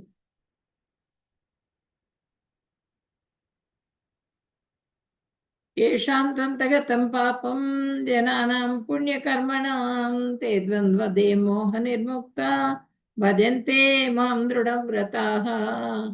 పూర్వజన్మలోను ప్రస్తుత జన్మలోను భక్తితో వ్యవహరించిన వ్యక్తులు వారి పాపాత్మకమైన చర్యలు పూర్తిగా నిర్మూలించబడి మాయయుక్త ద్వంద్వత్వం నుండి విముక్తి పొందిన వ్యక్తులు నా సేవలో నిశ్చయంతో నిమగ్నమై ఉంటారు. అది పూర్వజన్మలో, ఇప్పుడు జన్మలో భక్తితో వాళ్ళు వ్యవహరిస్తారు, భక్తులు అన్నమాట. అప్పుడు భక్తితో ఎప్పుడైతే పూర్తిగా భక్తిని చేస్తూ పూర్తిగా సరెండర్ అయిపోతారో వాళ్ళు భగవంతుడికి, వాళ్ళని మాయాదేవి ఏం చేయలేదు. ఆ ద్వంద్వతత్వం నుంచి బయటపడతారనమాట. సుఖ దుఃఖాలు, మాన అవమానాలు, లాభము అపజయము, లాభ నష్టాలు, ఇవన్నీ కూడా వాళ్ళనేం చేయలేవు, వాళ్ళని కదల్చలేవు. ఏ వచ్చినా సరే సహనంతో ఉంటారు వాళ్ళు. మాకు కావాల్సింది భక్తి, భగవంతుడు అనేటువంటి స్థిర నిశ్చయంతో ఉంటారు. అలాంటి వాళ్ళు మాయ యొక్క ద్వంద్వత్వం నుంచి విముక్తి పొందుతారనమాట. ఆ వ్యక్తులు ఆ భగవంతుడి సేవలోనే నిశ్చయంతో నిమగ్నమై ఉంటారు. ఎప్పుడు కూడా భగవంతుడి సేవే చేస్తూ ఉంటారు కంటిన్యూస్గా. సాధిభూతాని దైవం మాం సాధి యజ్ఞం చే విదుః ప్రయాణ కాలే పిచమాం తే విదుర్యుక్త చేతసః. దేవాదేవుడనైన నన్ను సమస్త జగత్తుకు, దేవతలకు, అన్ని యజ్ఞ పద్ధతులకు అధిపతిగా తెలుసుకొని నా పూర్తి భావనలో ఉన్నవారు మరణ సమయంలో నన్ను తెలుసుకొని ఉంటారు. పూర్తిగా ఆ భగవంతుడిని చనిపోయేటప్పుడు ఆ భగవన్నామం గుర్తుకు రావాలి మనకి, ఆ భగవంతుడు కనిపించాలి మనకి. అది ఎప్పుడు? ఆ భగవంతుడు ఈ మొత్తం సర్వ జగత్తుకి, దేవతలకి, అన్నింటికి కూడా ఆయనే అధిపతి అని తెలుసుకుని ఎవరైతే ఆయనకు పూర్తిగా సరెండర్ అవుతారో, పూర్తిగా నామస్మరణ చేస్తూ ఉంటారో వాళ్ళకు మాత్రమే ఆ చనిపోయే సమయంలో అకస్మాత్తుగా చనిపోతారు. చనిపోయిన సమయంలో వాళ్ళకి భగవంతుడు గుర్తు రావాలి. భీష్ముల వారు చూడండి, భీష్ముల వారు గొప్ప భక్తుడు. ఆయన ఎదురుగుండా వచ్చి నిలబడ్డాడు. ఆయన కృష్ణ భగవానుడు నిలబడ్డారు. ఆయన అన్ని దగ్గరుండి చేయించారు. పరీక్షిత్ మహారాజు, భీష్ముల వారు, వీళ్ళందరూ కూడా వాళ్ళు ఆ మరణ సమయం ఆసన్నమైనప్పుడు మనం చెప్పగలగాలి. అంటే సాధన ద్వారా మాత్రమే అది మనకి లభిస్తుంది. ఎప్పుడు మరణం వస్తుందని మనం చెప్పలేము. నేను చెప్పా కదా 40 సంవత్సరాలు అంతే. ఆయాసం వచ్చింది, తట్టుకోలేకపోయాడు, చనిపోయాడు. హాస్పిటల్కి తీసుకెళ్లారు, చనిపోయాడు. అది మనం చెప్పగలమా? అంతకుముందు బాగా వర్క్ చేస్తూ ఉంటారు, సడన్ గా వస్తుంది హార్ట్ అటాక్, చెప్పలేము. ఆ సమయంలో నొప్పి నొప్పి నొప్పి నొప్పి నొప్పితోనే సరిపోతుంది. కృష్ణ అనే మాట రాదు. అది సాధన చేస్తూ ఉంటేనే వస్తుంది, లేకపోతే రాదు. భగవంతుడి కృప కలగాలి. వాంఛాకల్పతరుభ్యశ్చ కృపా సింధుభ్యేవ చ పతితానాం పావనేభ్యో వైష్ణవేభ్యో నమో నమః. హరే కృష్ణ కృష్ణ కృష్ణ హరే హరే, హరే రామ రామ రామ హరే హరే. హరే కృష్ణ.